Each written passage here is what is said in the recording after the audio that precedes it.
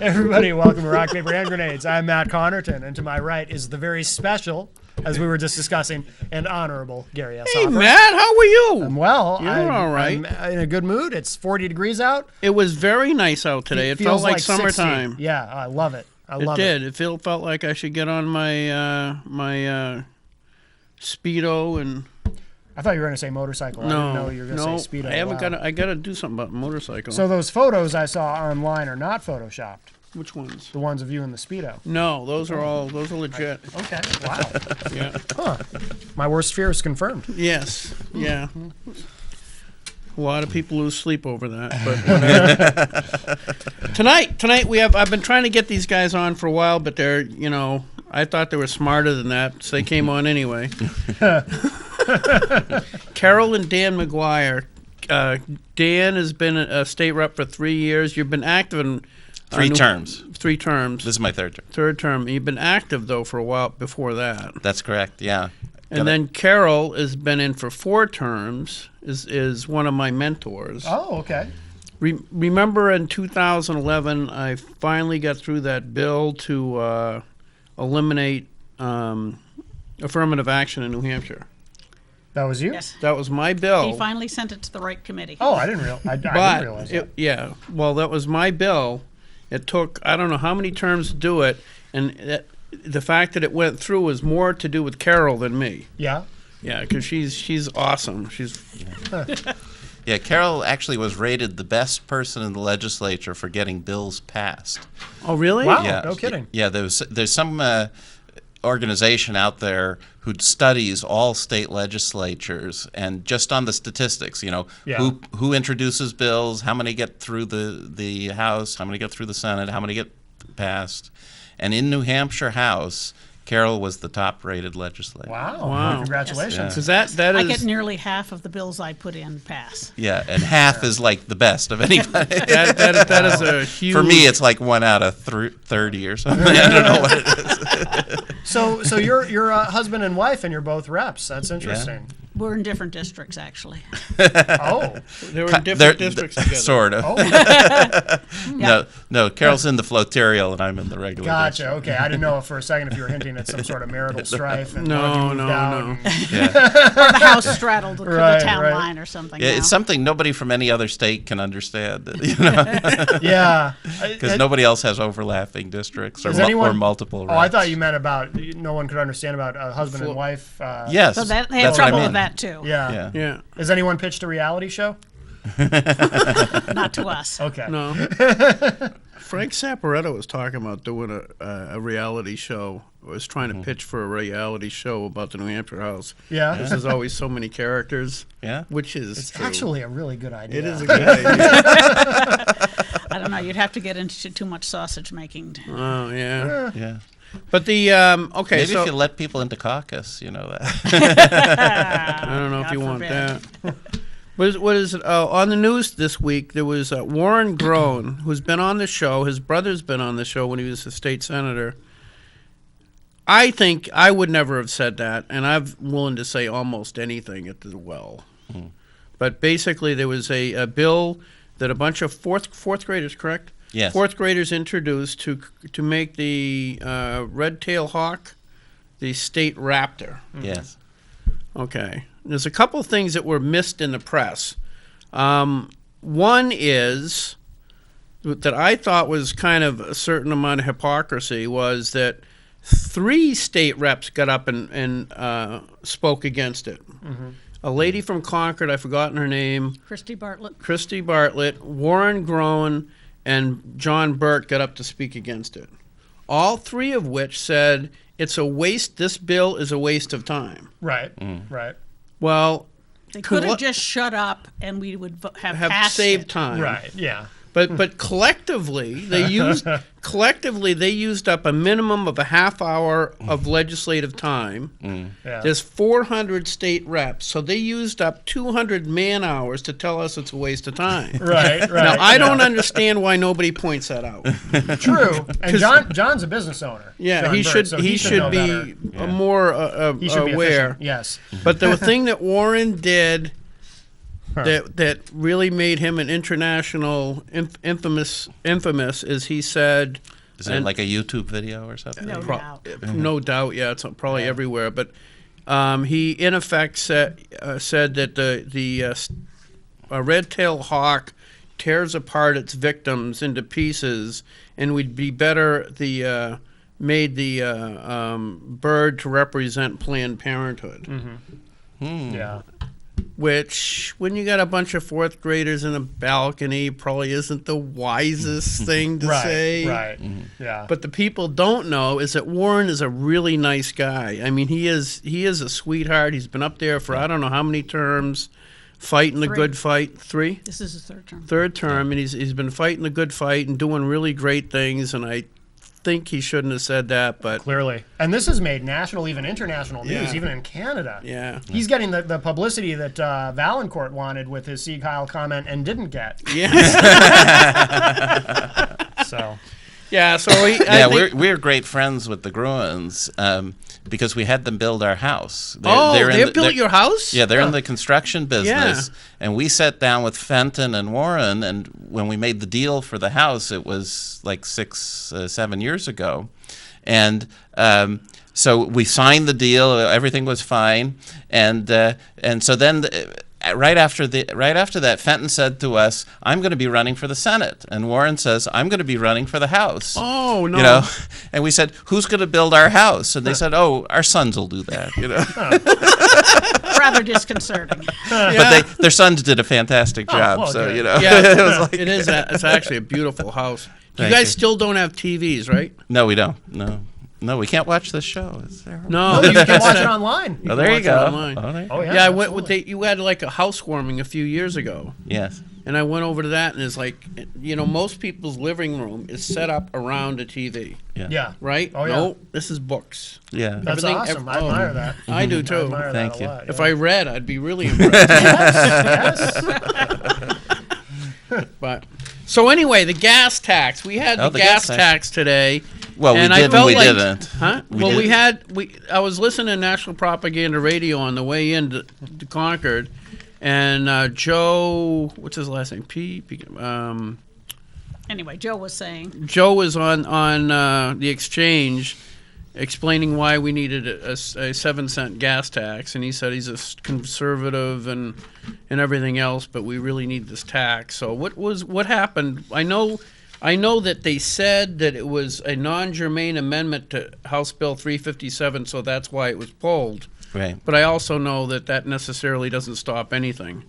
Yeah. Well, basically, the inside story is I'm on the Finance Committee. We work on the budget. I'm not on the section that deals with DOT, Right. but I know a little bit about what happens. So, first of all, the budget is so big, we divide it up into 3 pieces, and everybody on the committee takes a piece. Right. So my piece happens to be Health and Human Services, but anyways, but the piece about DOT was just such a problem. They came in really aggressively. You know, occasionally a department will be friendly and help you and so on, cooperative. Most of the time they are. But occasionally they'll come in aggressive. I don't want you to cut me. I won't help you do anything, and so on. And it was very hard for them to budget. And so they ended up doing all their other work fine. But for DOT, they just sort of said, we don't have the money, and gave them a giant cut. Okay? Right, okay. And the problem is that giant cut would have laid off, I don't know, 25%, 30%. More than half. Well, that's their claim, but we think it's not accurate. Anyways, I but wasn't in the some very large fraction of their employees, and it just was unworkable. Now, So I know that on the town budget, or a school budget specifically, if they say they're going to have to cut things, the first thing they do is start screaming that they're going to have to cut football and all this other stuff because they know that will get the soccer moms to the deliberative session, and any thought of cutting anything goes down the drain really quickly. Is it Yes. the same type That was of... at least part of it because I'm sure everybody that- wants good roads. They want the state to pass money down to their town. They respect the police, Right. and so it's the equivalent of the football team. Okay. So that's kind of what I figured because Right, because they've had very little cuts to the Department of Safety, almost nothing. They increased the amount of money going to the university system, and those are they basically funded schools appropriately. That's what they do on that division. So essentially, they didn't look for a lot of other money in that division, right? They just took all the shortfall out of one place. Yeah, out of DOT. And so the problem was the budget was so bad, but we didn't want in finance to add any taxes. Because that's the job of the Ways and Means Committee. It's not the job of the Finance Committee. It's the job of the Finance Committee to take all the money we've got and spend it. Right. But not try to put more money in the pot. And so what we decided to do was take the whole DOT budget, put it in a separate bill, send it to the House floor, and then consider some alternatives on the House floor, one being the gas tax, the other being a bunch of cuts. Right. And so that's what we did. But basically, before that happened, we counted noses. We found out that nothing was going to pass. And so even with the Democrats voting for it, because if Democrats are going to vote for it. No, they weren't voting for it. Really? Yeah. I thought they would vote for it just, if no other reason, to get on paper that the Republicans passed a gas tax so that they could just crush us in the next election. If we had actually gotten to the gas tax, they might have designated enough people to make sure it passed. But against the bill against the amendment which took the entire DOT budget and tacked it onto a perfectly nondescript little bill that had very little to do with it. Right. The Democrats were not supporting. Okay. And a lot of the Republicans were not supporting. And the result, when we voted on the amendment, it was 365 to 3. Right. Yeah, but that's also because Neil got up and said, "Please vote against this." Well, if he hadn't, it would have been maybe 300 to 100, 300 to 65 or something. Right. It wouldn't have passed even without that. Okay. Yeah. Now, you had an amendment that you were considering, which was to do what? It made some of the cuts that they should have made in the Department of Safety. Right. Cut a lot of the growth out, and also there are places that they were using the highway fund to do everything. 100% of their copying costs, 100% of their postage was on the highway fund, and I refuse to believe that it should be 100%. Right.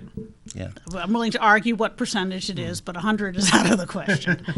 So that was a big part of it. And then I took some from the university because it was much simpler to deal with the university. They only have one item.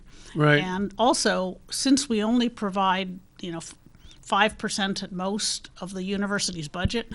We do? Yes. Very small. Okay. It was, in the O'Brien years, it was 3%. Okay. They've inched it up since then, but I don't think they've gotten to 5%. Yeah. Okay. So clearly, a 5% cut is something they can deal with a lot easier than a 10 or 20%. And you weren't even cutting 5%. You were cutting maybe a third of what we gave them, so that might be a 1% cut or a 2% cut or something like that. Yeah.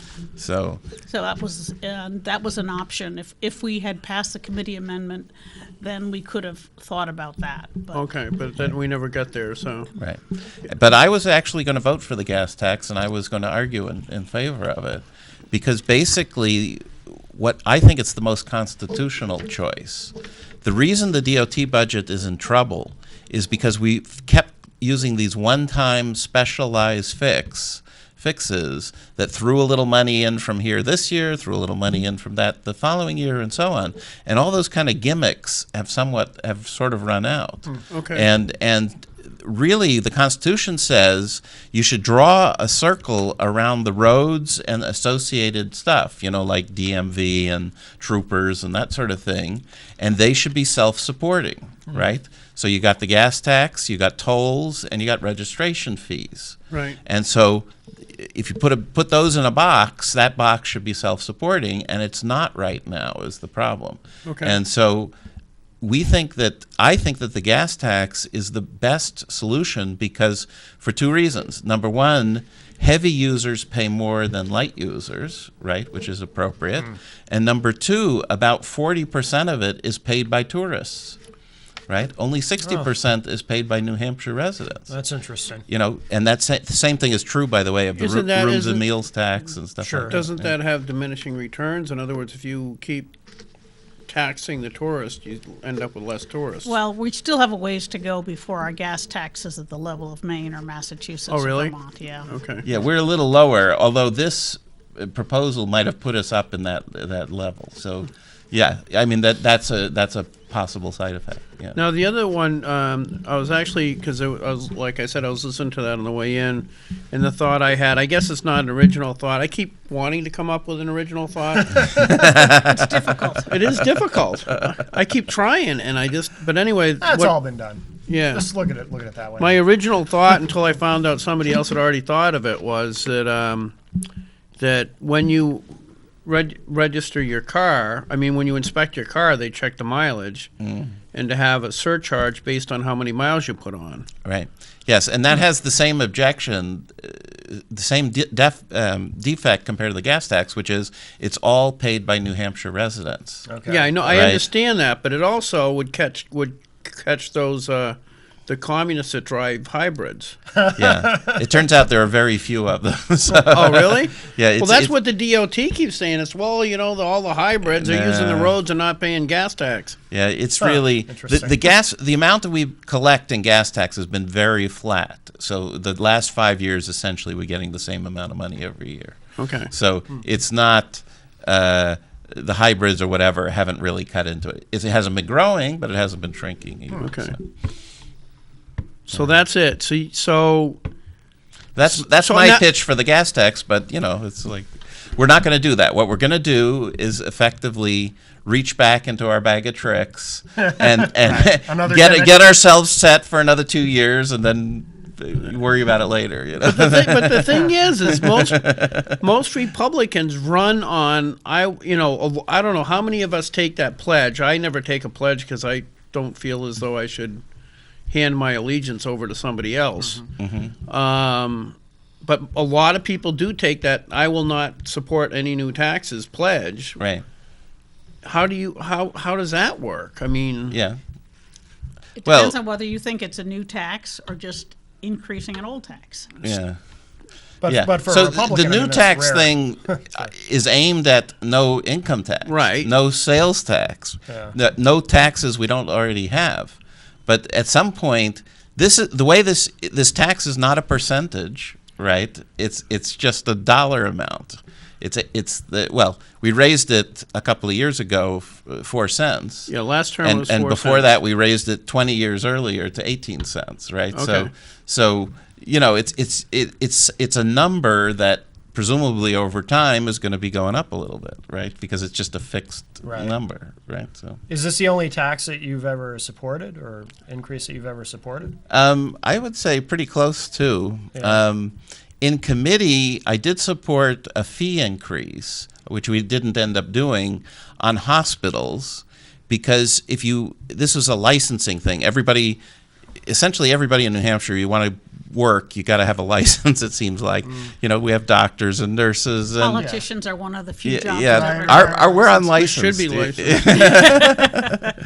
But it turns out that hospitals and nursing homes and so on, the amount they pay in licensing fees to get licensed doesn't cover the cost of licensing them, right? Which is unlike doctors pay enough fees to cover their tests and licensing and inspections and you know, and all investigating bad doctors and supporting a drug rehab program. Yeah, exactly. So they cover themselves. Plus a bit extra. Plumbers cover themselves. Tanning salons cover themselves, etc. But hospitals, we're throwing general funds into licensing them, which is, I think, it's stupid. So I had a proposal so that they would cover themselves. They have a good lobby, though. But yeah, they do have They're very powerful lobby, especially yes. in the Senate. But yeah, Yeah, I had one. we ended up not doing it. I had one of their lobbyists show up and remember a couple of years ago we had the bill to what was it for? Medical malpractice. It was The JUA? No. Tort reform?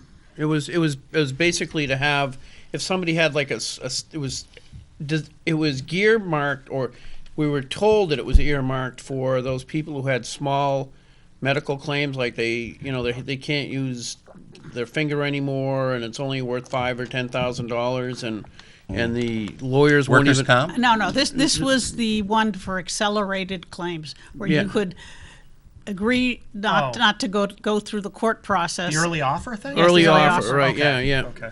And then that collect a was a small scam. Actually, I figured that out, but it took me a while to figure out what the scam was.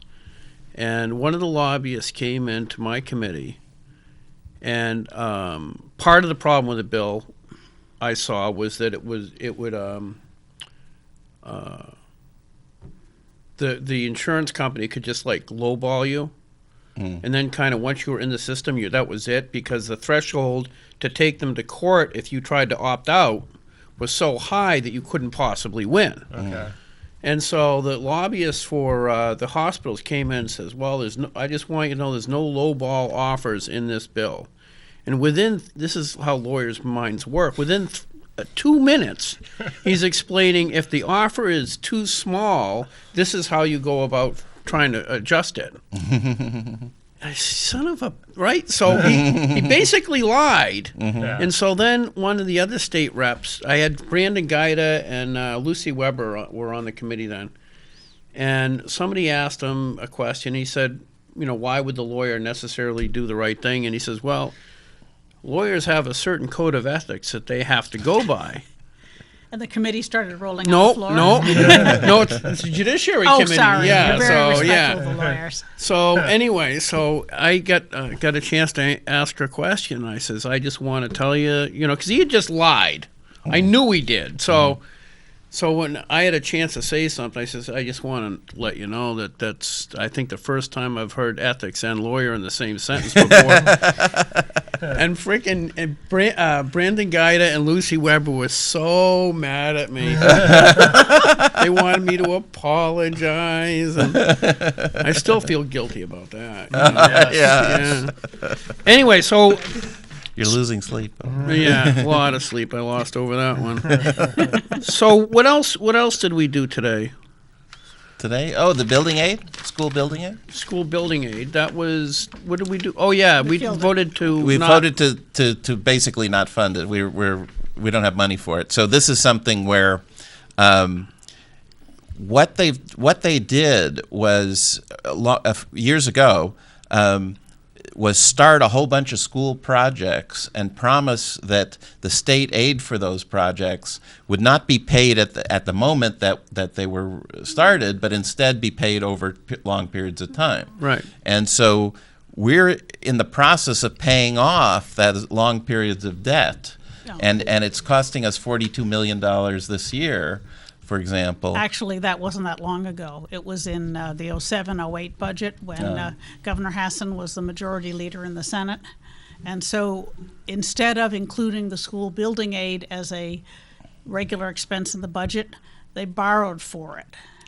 No. Well, that's a slightly different topic. They did. They borrowed for that year's payments. And we're paying off those. Right. But they were still starting a bunch of projects and running them out a long period of time. We could save money if we did 3 projects this year. Boom, we'll give you the money for those 3 projects. Next year, 3 more projects or something like that.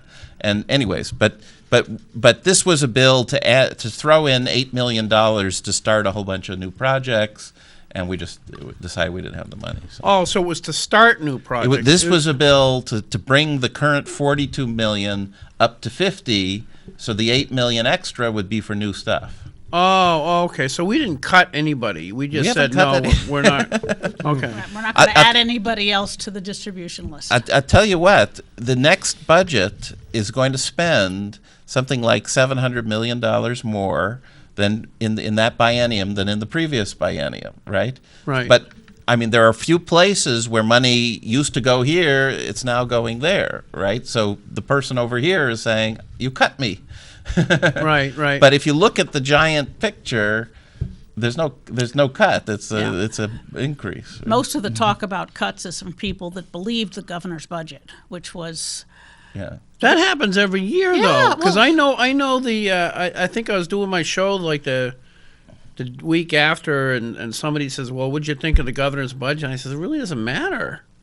Well, except that that's what they used to talk about the cuts. Right. Oh, okay. So that if the governor promises you a 10% increase, and after finance does their work, you get a 5% increase. It's a 5% cut. Yeah. You see how that works, right? Yeah, well, I knew it was just political. I just didn't know exactly how it was used, but I knew that it's really up to the House Finance. There is, right, but there are some places that are really, really getting less this time coming than previous times. Okay, so that's true because over here we had to have an increase, right? Right. And the problem I found, because I'm on the division that deals with the tough cases, which is Health and Human Services, Right. right, Medicaid and welfare and all this sort of stuff, and we are subject to all kinds of lawsuits. Because people sue us saying, you're not giving me enough, right? Or you're not spending enough in this way or whatever. And we settle those lawsuits, and now we have to kick in more bucks. Well, if we kick in more bucks over here, we take them away over there. You know, that's just the way it So how often do we get sued? A lot. I mean, this biennium, there were 2 major lawsuits. One over mental health and one over hospitals. Okay. All right. The mental health one was the federal government sued us and said, according to the Americans with Disabilities Act, mental health is a disability. Okay? And the Americans. Don't I know that? Mental illness is a disability, right? And the Americans with Disabilities Act says you have to accommodate disabilities as gently and as locally as possible. Right. And so what you have been doing is sending too many people to New Hampshire Hospital, the state mental hospital. You should be treating them at home or in the near where they live or whatever, right? So what we're doing is we're buying a bunch of apartments all around the state.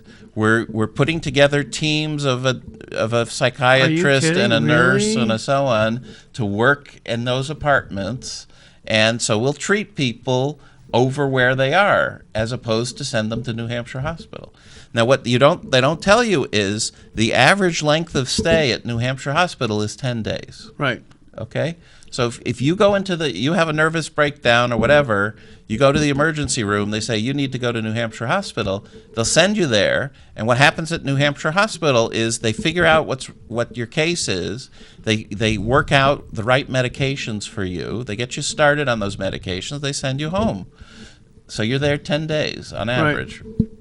You know, does that sound horrible?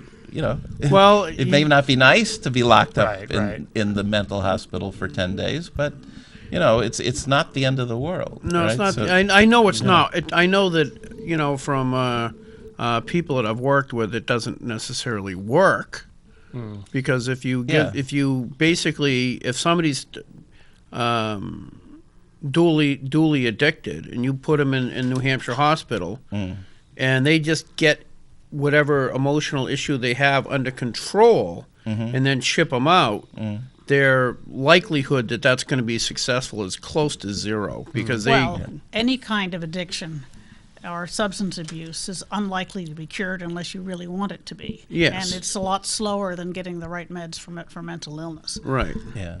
But that's what they do. I've seen it happen where they just okay, good, you're out of here. Right. And it's the even if the person had an inclination to try to do something to help themselves, they're not even close to stable enough to actually do it. Yeah, and often people stop taking their meds and stuff like that, and you know, people with certain medical conditions. I know I had one of the guys I tried to help had what do you call? They keep changing the frickin' psychiatric community. They change the name of diseases on a weekly basis just so they can write new books. I think bipolar is that the latest for that particular. It used to be something else. And manic depressive. Now it's bipolar. And anyway, he would always start to feel comfortable and say, "Oh, I don't have to take his." I think I used to call them dilithium crystals. He says, "Jim, you got to take your dilithium crystals." But and as soon as he stopped taking them, he'd start seeing stuff, and and it was sad, sad. I know the last time I heard of him, it was in the newspaper in conjunction with some other crime. And there's a fair number of patients who will end up in New Hampshire Hospital 3 times a year or something of that range. So, but I still don't get how we have to. That is one of the things that has always irritated me since I've been up there. My freshman year, I was on Fish and Game, and there was a bill that told. It was introduced like a lot of bills for Fish and Game. And it was, the genesis of it was that the Fish and Game Department was told by the federal government that unless you include people's Social Security numbers on the Fish and Game license, they will withhold funding for Project A, B, C, or D. I don't know what it was. All right.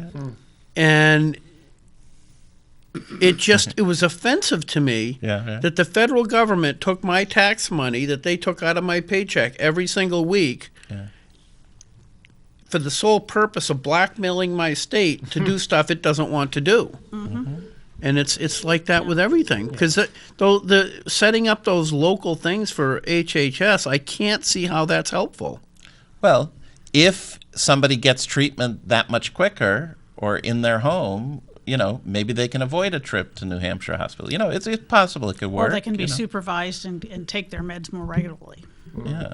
I mean, it's a bed with a doctor and nurses and so on. And does it really matter exactly where that bed is? It might be better if it's a little bit closer to home. I know we've done at least a couple shows on the heroin problem in Manchester, statewide. I think it was 300 people died last year. New Hampshire was seems like every. What did we had Jeff Coley on last week. What did he say? He said there had already been 3 that day, I think. 3 that day. Yeah. Heroin ODs. Yeah. That he knew of. And he's just a fireman, so the police, I'm sure, deal with more than that. Yeah. And so do you think that's related to expanded Medicaid? Why? Because expanded Medicaid now has substance abuse disorder treatment. So you're more able to get substance abuse treatment than you were previously. Yeah, but wouldn't that imply that there would be less of that? One would hope. If it's valuable, but maybe it's a little easier to maintain yourself in that situation. I don't know. In other words, it enables people to feel comfortable staying addicted because there is a safety net. I think that's possible. I know that. I mean, the two things seem to be happening at roughly the same time. Are they causal or related? I don't know. But I don't know. That's the other thing too. Is in the years I've been up in the legislature, I have heard almost zero examples of programs that actually work. The only, I think Ken Weiler, what was it, 2011, we cut the budget for something, and it was he says, well, the only program that we know works for drugs and alcohol is Alcoholics Anonymous and Narcotics Anonymous, and that's free. Yeah. But the people want all these programs, but there's no evidence that any of them work. Yeah, I had this experience when we were debating expanded Medicaid 2 years ago.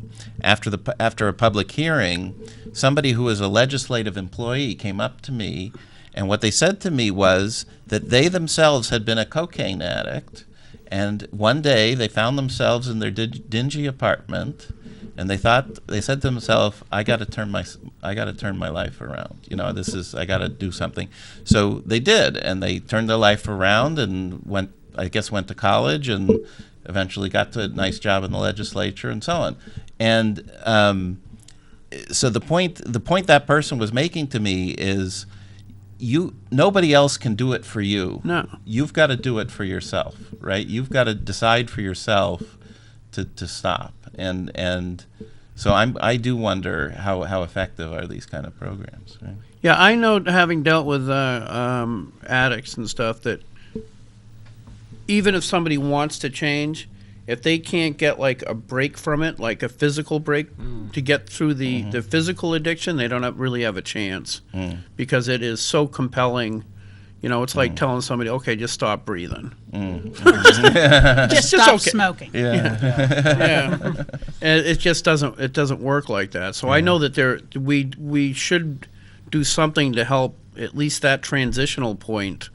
But after that, I don't know of I've never heard of a program that really does work. I mean, I know that, you know, I think Dave Fine came on. He said that some of the 30-day and 60-day programs have a larger percentage of success, but still nobody comes tells you what the number is. Is that 20%, 10%? Yeah, exactly. You know. And how long do they track? How long do they track? And, you know, are they, you know, so it's not an easy solution to a horrific problem. Yeah. It is. So what else is going on HHS?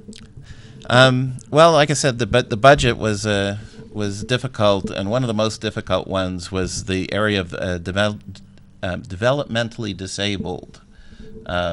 So these are people who basically are disabled from birth or near birth, right? And need constant care.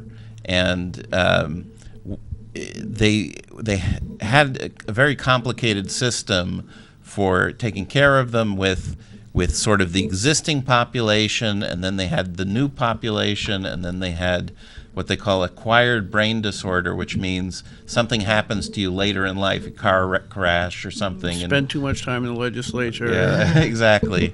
Or bad disease or something. And you get into it that way. And there was another category, and all of these different categories had their own budgets and their own programs and so on.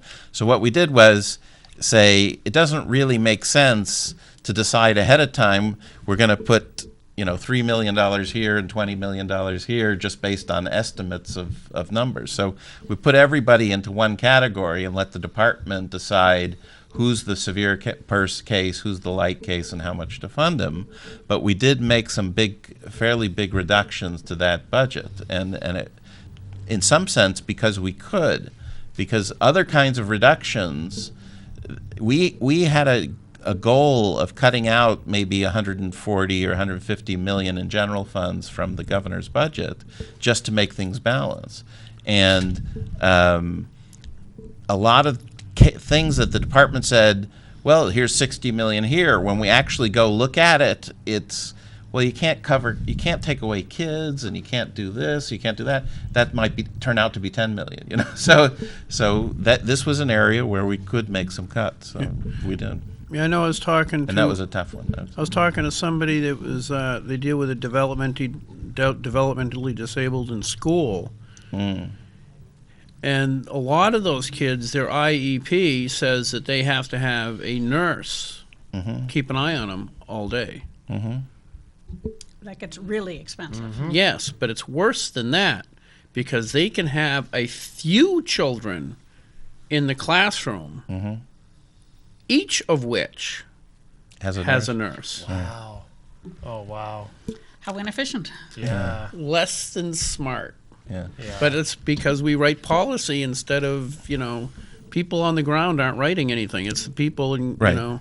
Yeah, the problem is any real person would not set up a system like this, right? I mean, any real charity would not operate like this. Right. But because it's government, you got to do everything with rules, and everybody has to be treated exactly the same, and so on.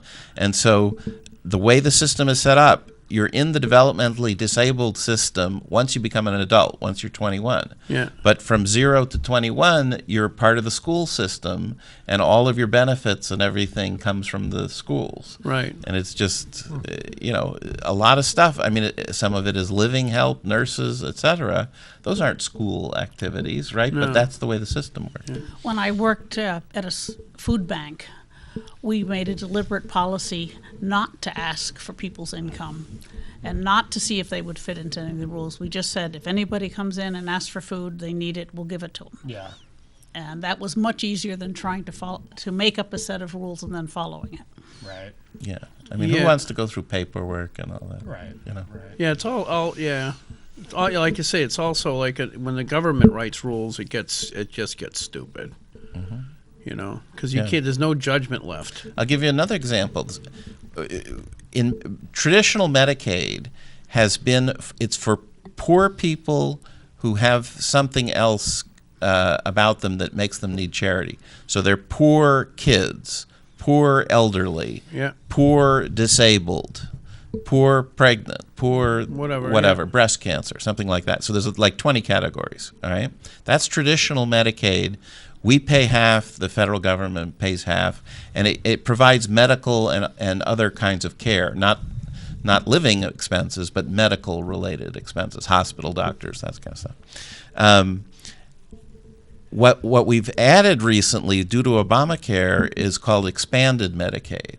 Expanded Medicaid is only poor, nothing else. So you have to be age 21 to 65 and not disabled, no breast cancer, not blind, not eligible for Medicaid, right? So you're basically a working age, normal adult, not disabled, and we're going to give you free medical care, okay?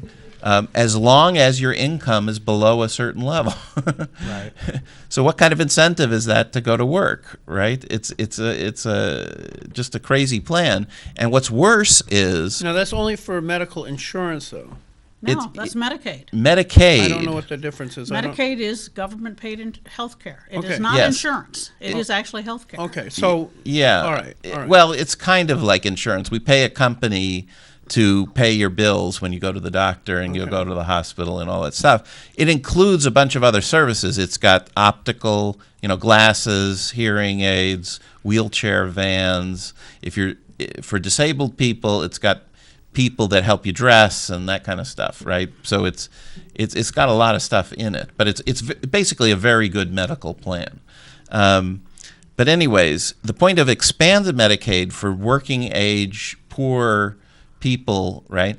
The definition of poor changed.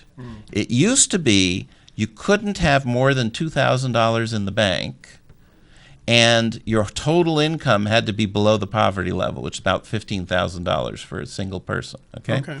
So the federal government took away the asset test, so you can have any amount in the bank. It doesn't matter. Wow. You can own a house. You can own a boat. You can own a car. They don't care. Okay? You still qualify as long as your income is low. And secondly, apparently what they did, and I asked this several times, is they only care about earned income and pension, Social Security income. They don't care about interest income, dividends, capital gains, all that sort of stuff. So you could be a wealthy investor with a house and you qualify for Medicaid. I mean, it's just... And we're in this next budget, we've got $40 million, $40 million of our money just for that. And once people understand that number has to go up, right? In other words, people can say, whoa, I didn't know I could not work and get this. Exactly. I was only working at this job just for the insurance. What happened was that once they started mentioning expanded Medicaid and publicizing it, a lot of people who were eligible for the regular Medicaid and hadn't applied for one reason or another said, oh, maybe I'm eligible. And they did apply. And, they came out of the woodwork. And I think it was, 10,000 people? 15? Yeah, something. It's funny. They come into us 2 years ago and they said, we expect this number of people to sign up. Now, this time, 2 years later, when they've actually started the program, they said, what a surprise. A lot more people are signing up than we expected. What a shocker, yeah. Wasn't that too part of why the labor participation rate has come down? I wouldn't be surprised. Because more and more people have left jobs that they were only holding on to get medical care and stuff like that. It is very, very possible. Yeah. Wow. The interesting thing is, so this budget, if it continues, we'll see, it allows expanded Medicaid to sunset. It's supposed to sunset at the end of 2016. And if that happens, if it goes away, there's going to be a very powerful incentive for people in that age group, 21 to 65, to get a minimum wage job.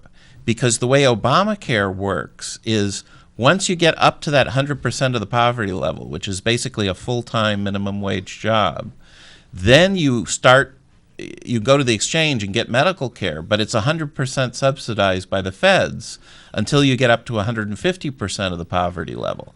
So if you're at least working something, right, you're going to get that you're going to have a great incentive to start to get to work and get free medical care. So you know that. Which is better than not working to get free medical care. Which is better than not working to get free medical care, right? Because if people are working, they're making some income and they're self-supporting. It is amazing that the government does so many things to destroy society. I mean, if you look at back in the war on poverty, yeah, they took young women, typically in minority neighborhoods, and said, you know, if you have a child out of wedlock, we will give you X number of dollars and X number of dollars for housing. If your boyfriend and or husband comes back, you lose it. Mm-hmm. So what was the incentive? Right. The incentive was to kick the guy out. Mm-hmm. Right. And so by the year, and plus the divorce law is changing, by the year 2000 in Washington, D.C., 75% of the children were being brought up in single-parent or broken homes. Mm-hmm. And that's why there's such a high crime rate. It has nothing to do with the color. Mm-hmm. It has everything to do with the destruction of the family that the government subsidized and or encouraged. Yeah. It's just insane. Yeah. My understanding is, like back in the 40s and 50s, minority families had a lower incident of unwed mothers. Oh yeah. Than the Caucasians did. And really? And now it's way the opposite. Yeah, right? I know in the early '60s, before the war on poverty, it really wasn't bad. I mean, I think it was Daniel Patrick Moynihan did his report, the Moynihan report, Right. and at that time, he said the problem with the quote unquote the Negro family was the fatherlessness, not poverty or not racism. And at that time, it was still only 25% of the kids were being brought up in single or broken homes. Then they did the war on poverty and changed the divorce laws, and it's just destroyed the families. Mm-hmm. You know. Yeah, exactly right. But Carol, I haven't heard much from you. We haven't talked about what interests you as much. What's going on? Well, I'm on a very light committee this term because I'm one of the co-chairs of the House Republican Alliance, and I make recommendations on all the bills that we vote on, which is a bit of a chore. A lot of a chore. And I'm also But we rely on Carol, right? Yes, we do. And I'm also the chair of the Joint Legislative Committee on Administrative Rules. So whenever they make a rule, we have to approve it to make sure that it doesn't exceed their legislative authority, it meets the intent, and it's in the public interest. Right. Which is the tougher one to judge. Mm-hmm. So how has it been the last 4 years? Because I don't know where you started from, what motivated you to run for office initially, or it must boredom. No, I was. We came to New Hampshire to get involved in politics. Okay. And so I did a little research on the legislature. I got involved with the New Hampshire Liberty Alliance. Right. And then when I was eligible, we were in Epsom, and at that time we were in a 3-town, 4-representative district, and they had 4 Democrat incumbents. So the local Republicans who had been there before said, we need somebody to run, because one of them had gotten a job and another one had an accident and some illness. Tony? The third person had been was he was in Florida too much of the season. So they signed us up in 08, and we spent most of the summer trying to find a 4th person. and did eventually. And in the election, I came in third. And I lost. there I was there. Well, obviously, it's name recognition, I'm sure. Right. Yeah, and the thing is, Carol is such a great legislator that every other time since then, the voters have understood that, and whenever I run with her, I win too. She drags me along, so Whatever works, right? Yeah, you know. That's good. So I got involved on ED&A, which does a lot of the boring but necessary stuff. I worked on professional licensing, building codes, the rules. What is ED&A?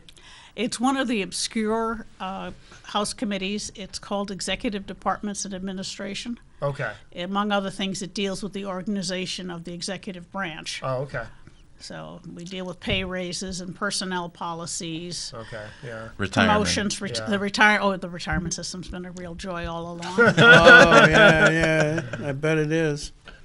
Yeah. What has been your highlight of your 4 years up there, or what do you? I don't know. I think one of getting that anti-discrimination thing passed was a highlight. That was really a good thing to do, Gary. You should be applauded for that. Well, you do know that the university system almost instantaneously ignored it and said that they were going to, go by the federal guidelines, not the state guidelines. But Well, another reason we shouldn't give them any money. another reason. Yeah. Another thing that I did that I'm very proud of is that I took a whole lot of our broad rulemaking authority and made it more specific. So we have laws that say essentially the department shall make rules to implement the purposes of this chapter, which basically says you do what you want. Do whatever you want. We don't want anything to do with it. Right. And it turned out the entire Medicaid program was being run on that kind of authority. Okay. So that and a number of others, we broke down and focused and said, you can make a rule on who's eligible and what the rate is, this, and this, and that's it. Right. Start pulling back some of the. Right. Yeah, I think before it was just like give the authority to them, let them deal with it, so we don't have to. And it just leads to abuse. It has to. Yeah. Well, I mean, the Clean Air Act and the Clean Water Act are still that way. Yeah. They'll make rules, make it happen. Don't bother us with the details. We are out of time. We always come out of time. I was talking about you guys behind your back today, though. All right. I went to the Sportsman Caucus because I got a free hat. Really? And that's under the what's the limit? $25. Yes. Yeah, it was under the 25. Jeff Goley runs the Sportsman Caucus, and he was having a meeting, and I went over there and got my free hat and was talking, and I was talking to Betsy McKinney, and she said she's just very impressed with both of you, in specific Dan because she's on finance. Yes. She's the vice chair of my committee. She had no idea how much work you guys, well, you specifically because she was talking about you, but how much, what I know you do too, how much work you put into your jobs, and how bright you guys are, and it's a pleasure to serve with you. Oh, thank you. Same here. But on that note, we'll see you next week. Matt, thanks. Thank you, Gary. Thanks, Thank Dan. you. Thanks, Carol. Everybody. Good day.